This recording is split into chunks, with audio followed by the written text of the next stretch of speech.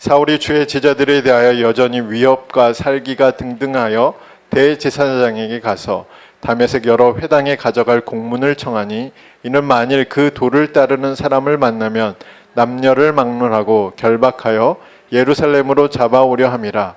사울이 길을 가다가 다메섹에 가까이 이르더니 호련히 하늘로부터 빛이 그를 둘러 비추는지라. 땅에 엎드려져 들으매 소리가 있어 이르시되 사울아 사울아 내가 어찌하여 나를 박해하느냐 하시거늘 대답하되 주여 누구시니이까. 이르시되 나는 내가 박해하는 예수라. 너는 일어나 시내로 들어가라.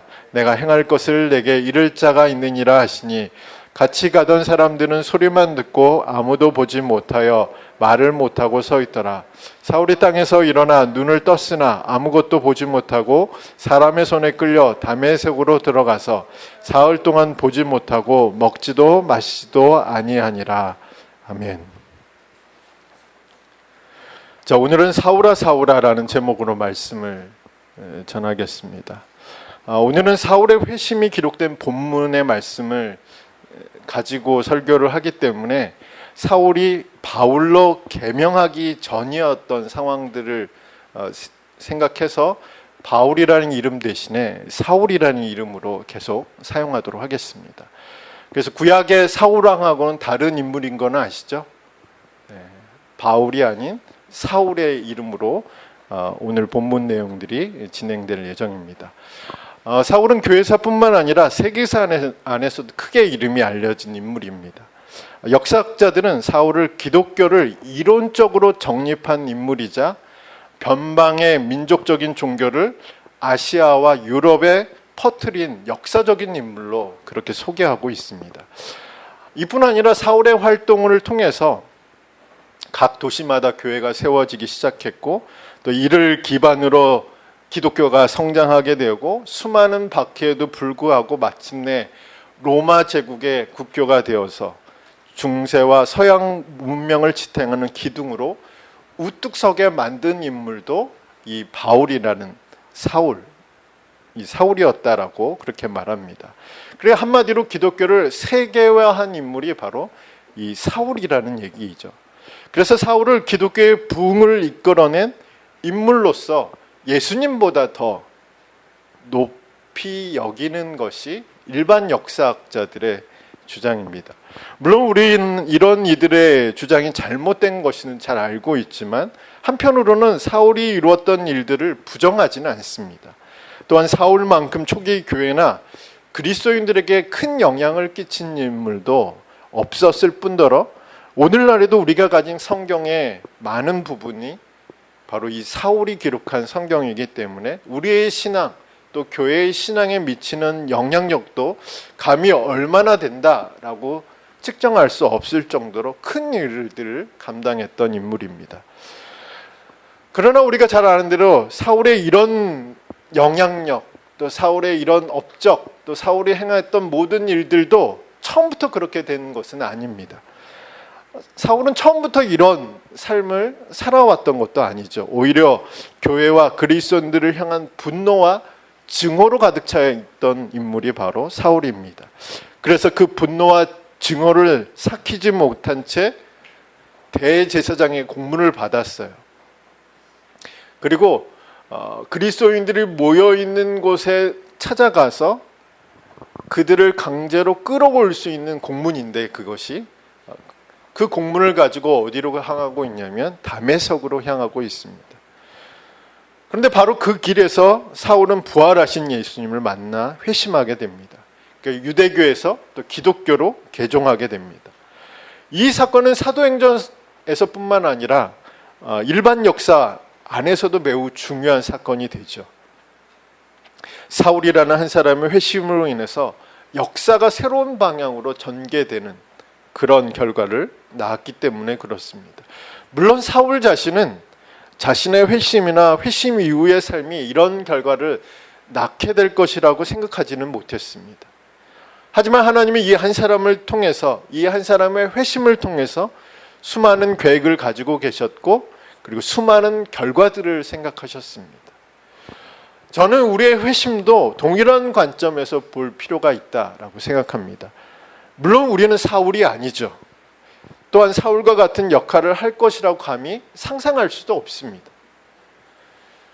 하지만 하나님이 우리를 창조하신 목적대로, 그리고 우리를 부르신 목적대로 살아갈 수는 있습니다.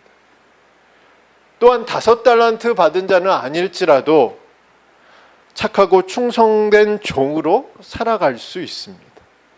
하나님 앞에서는 큰 일을 하든 작은 일을 하든 그것은 중요한 것이 아니라는 사실들은 우리 너무 잘 알고 있죠. 하나님 앞에 중요한 것은 착하고 충성된 삶을 살아가는 것이 하나님 앞에 중요한 일입니다.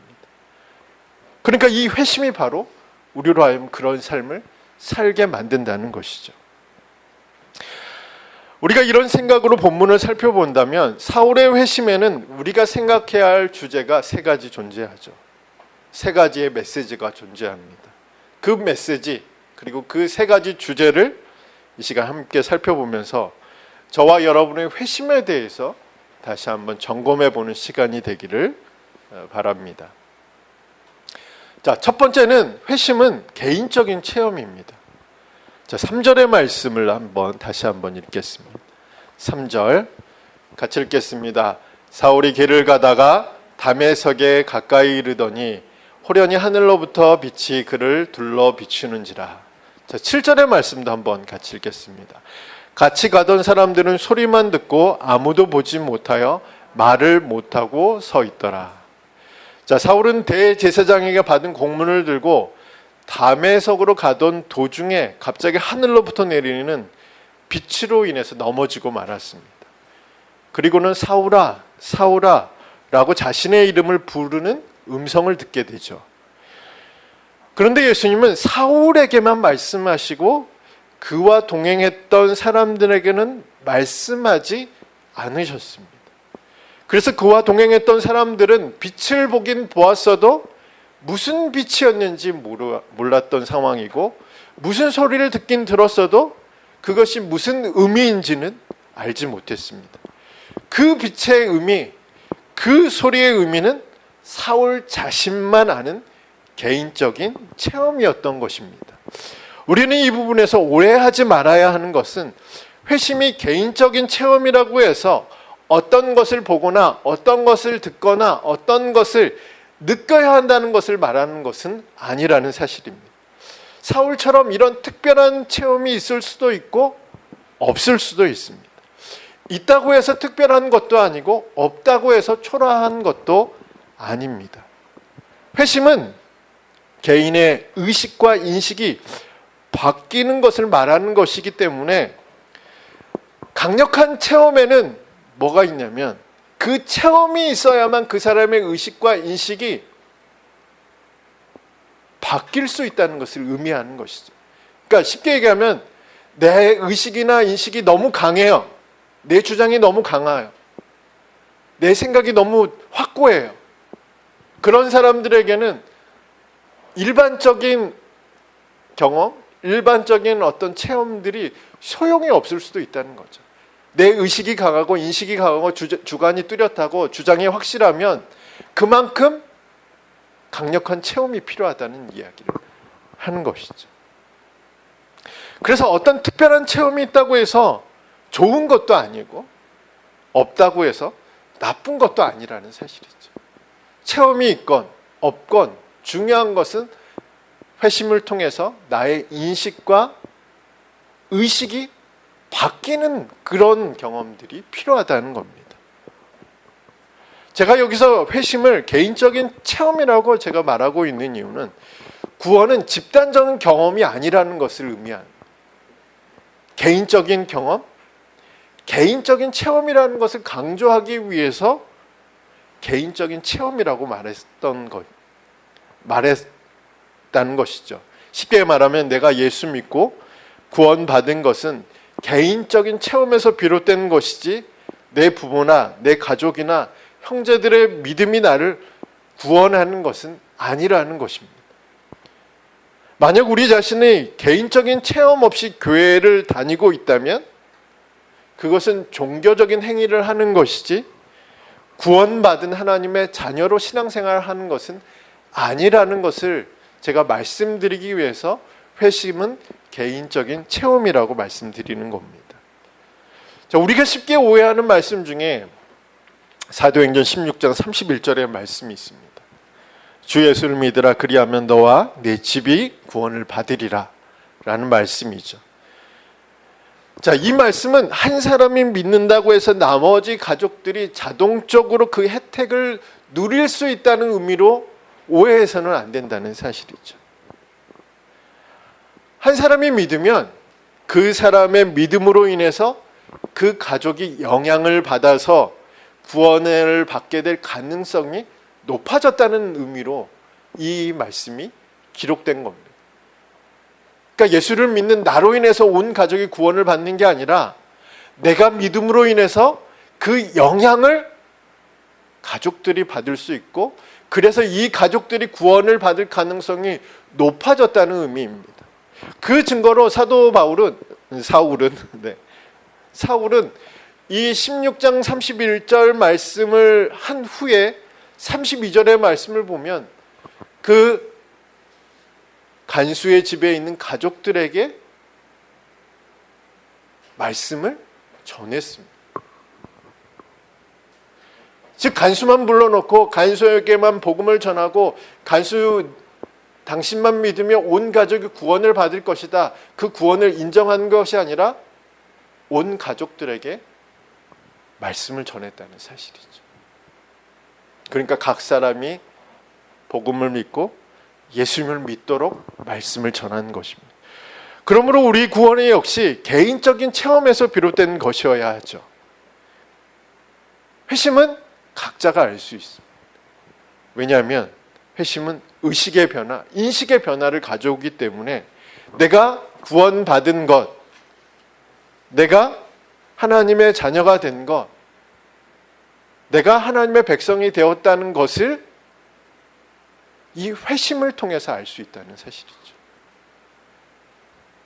그래서 회심은 개인적인 경험을 이야기합니다. 개인적인 체험을 이야기합니다. 예전에 기독교가 이제 부흥하고 성장했을 때 부족들마다 이제 선교사님들 부족들마다 이제 고위 좀 높은 사람들에게 복음을 많이 전했어요. 왜냐하면 1차적으로 높은 추장이 됐던 여러 고위 원로가 됐던 장로가 됐던 부족의 이제 높은 급의 사람들이 있잖아요. 왜 그 사람들에게 전하냐면 첫 번째는 이 기독교가 하위 계급에 있는 사람들에게 전하면 무시를 당해요. 이거는 하위 계급에 있는 사람들에게만 해당되는 복음이라고 생각하는 거죠. 그래서 일단 높은 계급에 있는 사람들, 족장을 비롯해서 원로를 비롯해서 그 마을의 유지나 장로들에게 먼저 복음을 전합니다. 그래서 복음이 하위 계급에만 해당되는 복음이 아니라 모든 부족, 모든 사람들에게 해당되는 말씀이라는 것들을 인정받기 위해서 그렇게 먼저를 했고요.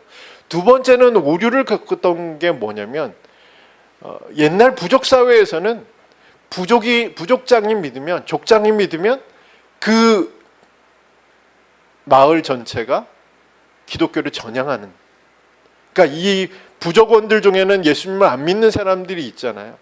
그런데 어떤 일들이 발생하냐면 내가 믿었으니까 당연히 너도 믿어야 돼. 우리 부족은 예수님 믿기로 한 부족이니까 한 사람도 빠짐없이 다 예수 믿는 사람으로 살아가야 돼. 그런 영향들이 있어서 부흥할 때 이게 조금 긍정적인 부분이 아니라 부정적인 부분으로서의 복음이 전해지는 방법으로 그렇게 소개되기도 했습니다. 그런데 우리가 잘 생각해 보면 오늘날 이제 기독교인들의 이제 수치가 많이 낮아졌어요. 예전에는 한국 기독교인 수치가 1,000만 명, 4분의 1은 기독교인이라고 그렇게 말하고, 그래서 이제 기독교의 그 수치가 많이 높아졌는데 최근에는 좀 많이 낮아졌어요. 800만, 많이 믿으면, 그러니까 저희가 5천만이 넘잖아요. 그렇죠? 인구가 5천만이 넘는데 800만이 그리스도인이면 많다. 개신교를 이야기합니다. 그만큼 수치가 좀 많이 낮아진 상황입니다. 그 이유 중에 하나가 이런 의식이 이제 강해진 거죠. 부모가 믿으면, 누군가 믿으면 그 믿음이 나에게 전수된다라는 인식보다는 개개인이 이제 하나님 앞에 믿음으로 나가요. 개인적인 경험으로서의 구원을 강조하다 보니까 거기서부터 이제 구분되기 시작한 거죠. 그래서 회심은 바로 우리의 구원이 어떤 사람의 영향에 의해서 구원받는 것이 아니라 내가 개인적인 체험을 해야만 구원받는다는 것을 의미하기 때문에 우리는 사울의 회심을 통해서 이런 부분들을 우리가 다시 한번 점검해 볼 필요가 있습니다. 자, 두 번째는 회심은 인격적인 체험을 이야기를 하죠. 자, 4절과 5절의 말씀을 한번 같이 읽겠습니다. 4절과 5절입니다. 땅에 엎드려져 들음에 소리가 있어 이르되 사울아 사울아 내가 어찌하여 나를 박해하느냐 하시거늘 대답하되 주여 누구시니까 이르시되 나는 내가 박해하는 예수라. 아멘. 종종 우리는 하나님과 우리의 관계를 인격적인 관계로 인식하지 못할 때가 있습니다. 자, 인격적인 관계로 인식한다는 것은 지적인 암과 그 다음에 감정적인 교류 그리고 의지적인 행동을 동반한 관계로 인식한다는 것을 말하는데 하나님과의 관계 속에서 이런 인격적인 교제를 배제하고 신앙생활을 할 수 있다라고 생각하는 것이 있습니다. 그런데 이것만큼 또 우리의 신앙을 위협하는 것도 없죠. 하나님의 인격성을 배제하고 하나님과 우리 사이에 어떤 지적인 암, 감정적인 교류 그리고 의지적인 행동을 통해서 인격적인 관계가 이루어질 수 있다라고 생각하지 않고 신앙생활을 하는 것, 또 그것만큼 우리의 신앙을 위협하는 것이 없다는 사실이죠. 그 이유는 하나님을 비인격성을 전제로 우상과 같은 존재로 대우할 수 있게 만들기 때문에 그렇습니다. 쉽게 말하면 우상들 중에 또 기독교를 제외하고 종교 중에 종교의 대상이 되거나 신앙의 대상이 되는 존재와 인격적인 관계를 맺는 우상이나 종교가 있을까요? 없습니다. 그러니까 인격성을 주장하는 신들에 대한 이야기가 없어요. 역사적으로 기독교를 제외하고 그리고 그 우상이나 종교의 대상 중에서 우리를 개인적으로 알거나 나와 직접적으로 인격적인 관계를 맺고 있는 신이나 우상이 존재했을까요? 물론 로마의 신화에 보면 신들의 모습들을 보면 인간들보다 더 인간적인 모습들을 보여주는 장면들이 있죠. 그리고 신들의 전쟁을 통해서 인간이 얼마나 피폐해지고 황폐해지는 뭐 그런 이야기들도 로마의 신화에 잘 등장하지만 일반적으로 우리가 생각하는 그 우상들이나 종교들이나 신들은 인격적인 교제가 불가능한 거예요. 그러니까 사람과 인격적인 교제가 가능하지 않다는 거죠. 그런데 오직 기독교만, 하나님만 인격성을 강조를 해요. 인격적인 관계를 강조한다. 그러므로 하나님의 인격성을 배제하고 하나님을 우리가 믿고 있다면 내가 하나님과 인격적인 관계를 맺을 수 있다라고 생각하지 않고 하나님을 믿고 있다면 이 믿음이 온전한 믿음일 수는 없다는 사실이죠.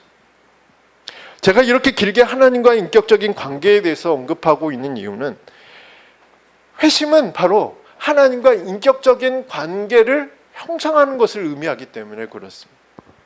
회심은 인격적인 체험을 말하기 때문에 그런 거예요. 즉 하나님이 나의 이름을 아시고 나의 삶을 아시고 나와 인격적인 관계를 맺고 있다는 인식, 의식을 갖게 만드는 것이 회심이기 때문에 제가 이렇게 길게 말씀드리는 거죠. 자, 함께 읽었던 4절과 5절의 말씀을 보면 부활하신 예수님은 사울의 이름을 2번씩이나 부르죠. 어떤 종교도 이렇게 부르지 않아요. 개인적으로 찾아가서 개인의 이름을 부르면서 개인의 삶이 어떤 것인지, 지금 네가 어디로 가고 있는지, 무엇을 하고 있는지 물어보는 신은 존재하지 않아요. 기독교에서 말하는 회심은 하나님과 인격적인 관계가 형성된 것을 말하는 것이죠. 이런 형성은 다른 종교에서는 존재하지 않는다. 부활하신 예수님은 사울의 이름을 2번 부르시죠. 그리고 사울은 다시 되묻습니다. 누구시냐고 묻죠. 그러자 예수님은 사울이 박해하는 교회의 머리가 되시는 예수님이라고 말합니다. 네가 박해하는 예수라라고 말하는 거죠. 묻고 답하는 것이 가능하다는 거예요. 어느 신이 나를 알며 내가 어느 신께 간들 그 신이 나에게 응답할 수 있느냐라는 부분에 대해서 우리는 고민할 필요가 있는데, 회심은, 기독교에서 말하는 회심은 그것이 가능한 관계임을 이야기를 하는 겁니다. 그러니까 우상 앞에 절하고 우상 앞에 뭐 차려놓고 무언가 와서 먹고 가고 무언가 와서 놓고 가고 뭐 그런 개념이 아니라는 거죠. 하나님과의 우리의 관계는 마틴 부부가 얘기했던 것처럼 나와 너의 관계이지 나와 그것과의 관계가 아니라는 거죠. 그것을 가능하게 만드는 것이 바로 회심이라는 거죠. 인격적인 관계.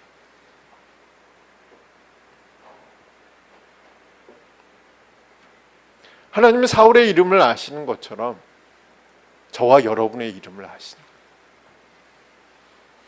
사울이 어떤 길을 가고 있는 것을 아시는 것처럼 지금 우리가 어떤 삶을 살아가고 어떤 방향으로 가고 있다는 사실들을 알고 계신다는 거죠. 물론 우리가 사울처럼 그 음성을 직접적으로 들을 수는 없을 수 있어요. 그런 체험들이 우리에게 있을 수도 있고 없을 수도 있어요. 그러니까 중요한 것은 회심을 하게 되면 하나님이 나를 알고 계신다는 것을 내가 인식하게 돼요. 하나님 나의 방향들을 알고 계신다는 것을 의식하게 되는 거죠. 그 의식과 인식을 가능하게 하는 것이 회심이라는 거죠. 내가 회심을 했는데 그런 의식이 아무것도 없어요. 하나님이 나를 아시는지, 내가 어떤 삶을 살아가는지 알고 계시는지, 그런 의식과 인식 자체가 없는 것은 과연 그것을 회심이라고 말할 수 있는 거예요. 사울은 알았습니다. 사울아 사울아 부르시는 음성을 듣고 누구냐라고, 누구시냐고 묻죠. 그랬더니 예수님이 응답하시죠. 그 질문에 반응하시고 그 질문에 응답하신, 이것이 형성되는 것이 기독교에서 말하는 회심이라는 거예요.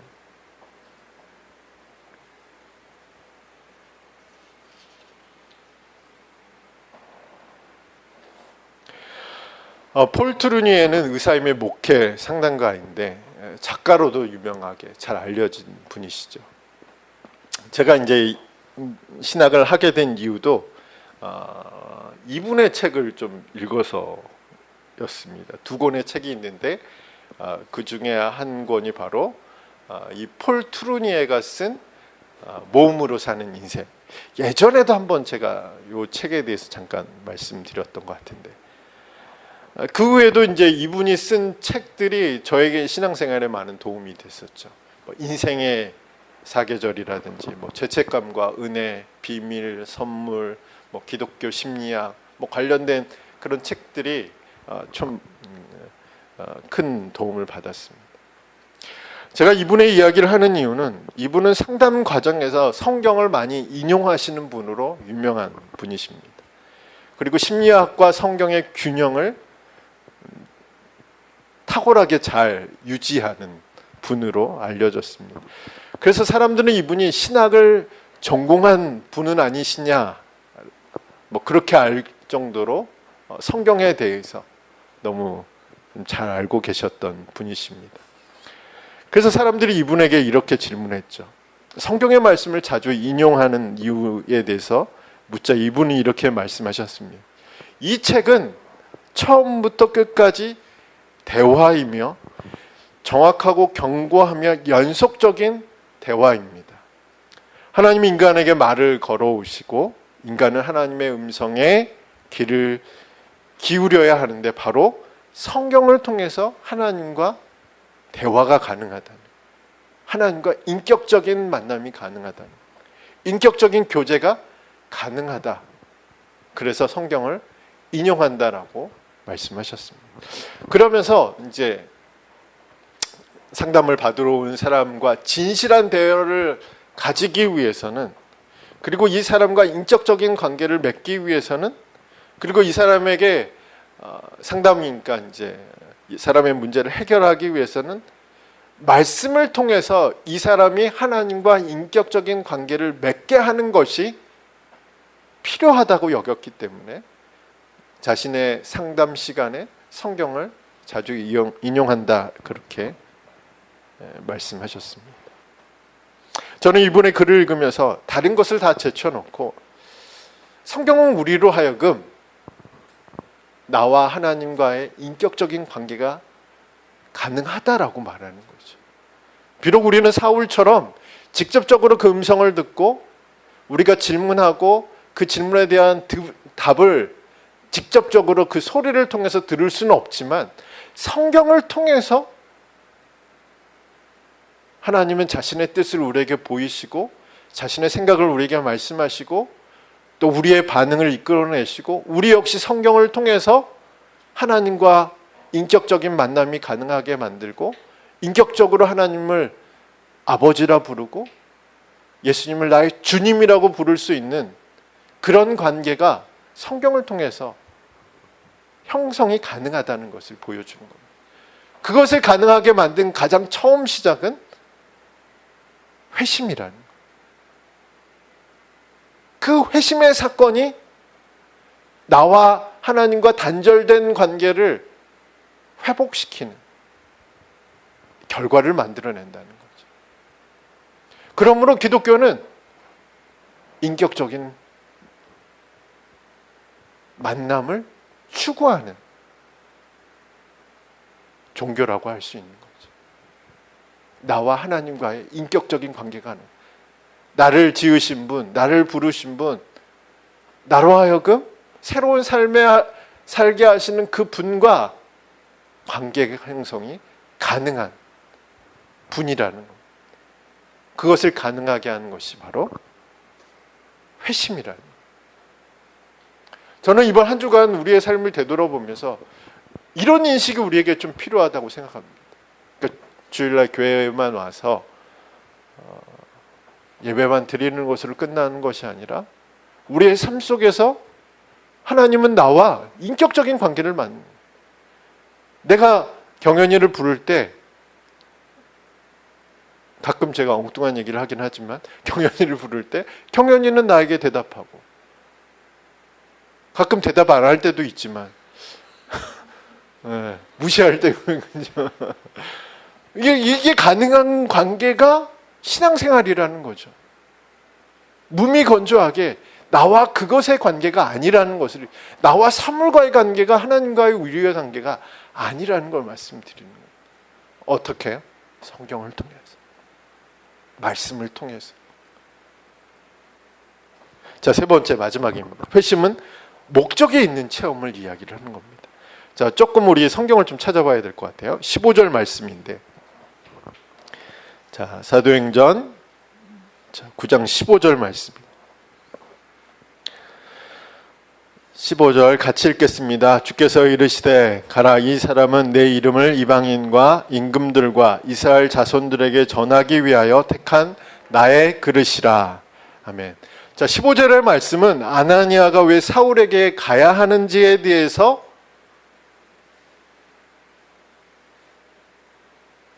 인격적인 대화를 지금 하고 있는 거예요. 아나니아는 왜 가야 하는지를 몰랐어요. 그래서 말씀하신 분에게 다시 물어보죠. 이 사람은 교회를 핍박하는 사람들이고 그리스도인들을 잡아가려고 이곳에 온 사람이고, 근데 왜 가야 됩니까? 봐봐요. 인격적인 관계 가능한 거잖아요. 지금 질문하고 답하고 질문하고 답하고. 그러면서 15절의 말씀은 왜 가야 하는지에 대해서 기록한 구절이죠. 그리고 이 구절에는 사울의 회심의 목적이 있음을 알 수 있죠. 하나님은 사울을 향한 구체적인 계획을 가지고 계신 것입니다. 그래서 다메섹으로 가는 사울을 개인적으로 부르시고 인격적으로 체험하게 하신 것이 바로 사도행전 9장의 말씀이죠. 성경은 우리의 부르심에도 동일한 목적과 계획이 있다라고 기록하고 있습니다. 물론 구체적인 부르심은 다 다를 수밖에 없습니다. 그러나 그 부르심의 목적과 계획은 동일합니다. 그 부르심의 목적과 계획은 이전의 삶의 방향에서 새로운 삶의 방향으로 전향하는 것을 의미하는 겁니다.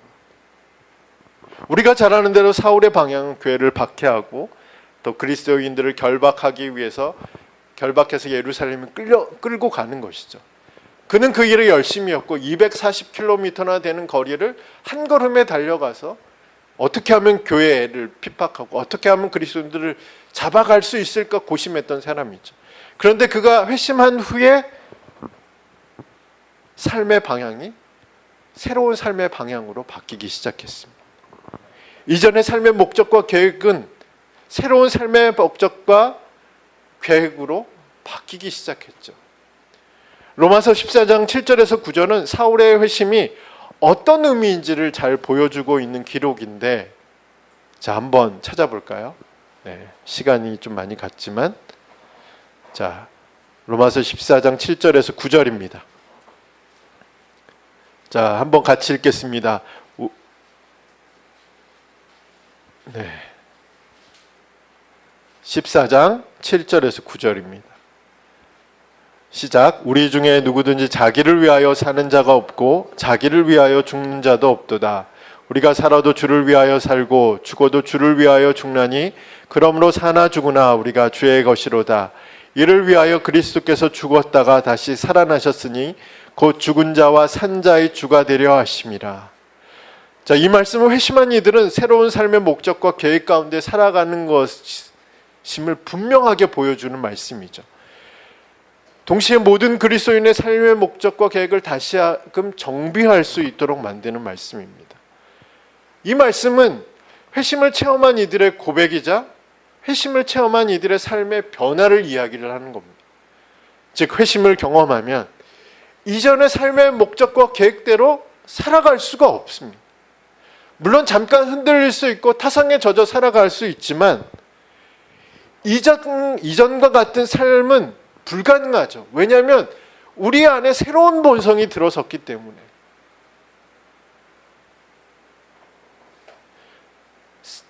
새로운 본성이 들어섰기 때문에 하나님을 만나기 전에 삶으로 돌아갈 수가 없는 거죠.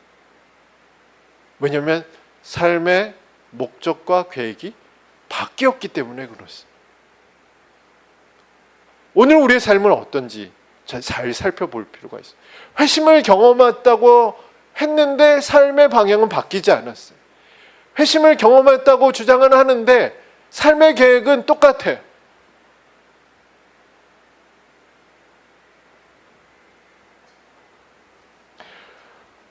알렌 크라이더라는 사람은 이런 이야기를 했습니다. 초대교회와 현대교회의 회심의 차이에 대해서 이야기를 했어요.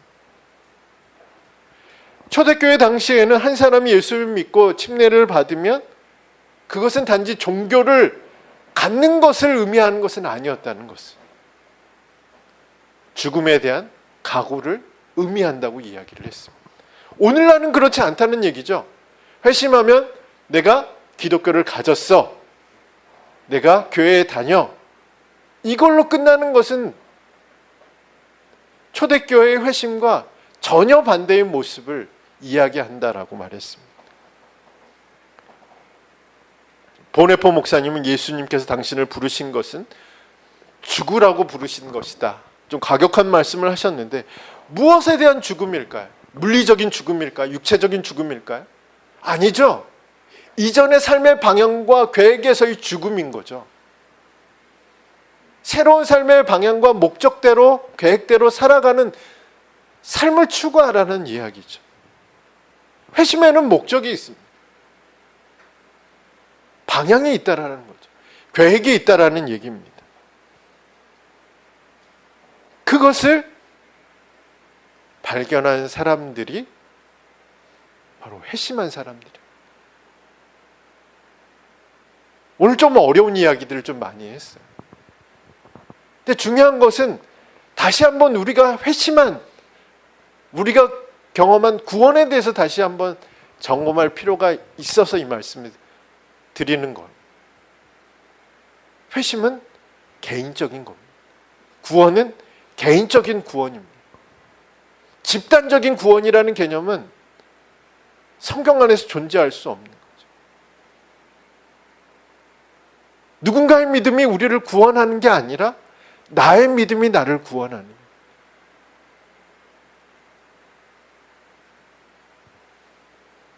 그리고 구원은 인격적인 만남을 형성하는 거예요. 내가 하나님과 인격적인 만남이 형성되었다는 것을 아는 것이 구원이라는 거죠.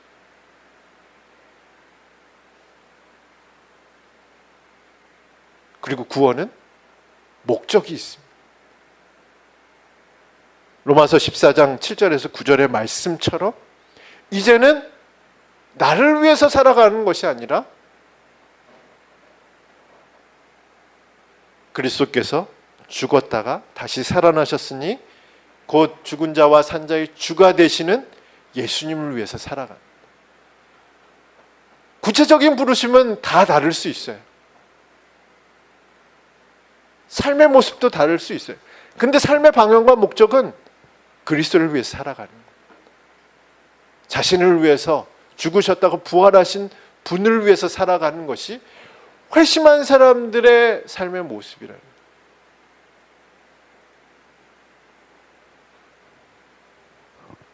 바로 이것을 우리가 좀 기억할 필요가 있습니다. 그래서 한 주간 우리의 구원에 대해서 한번 다시 점검해 볼 필요가 있는 거죠. 나는 개인적으로, 그리고 인격적으로, 목적적으로 회심을 경험했는가? 라는 사실들을 점검함으로 9장 이후에 펼쳐지는 바울의 인생, 바울의 사역의 모습들이 오늘 우리의 구체적인 모습은 따라갈 수 없지만 우리 역시 회심을 경험한 이후의 삶도 변화되어야 된다는 사실들, 그리고 변화될 수 있다는 사실들, 또 그 결과로 얻어지는 그 놀라운 일들을, 그리고 놀라운 은혜들을 다시 한번 묵상하면서 주의 은혜가 우리 각 가정과 또 우리 자녀들과 또 하시는 모든 일들을 위해 또 임하기를 간절히 소망합니다.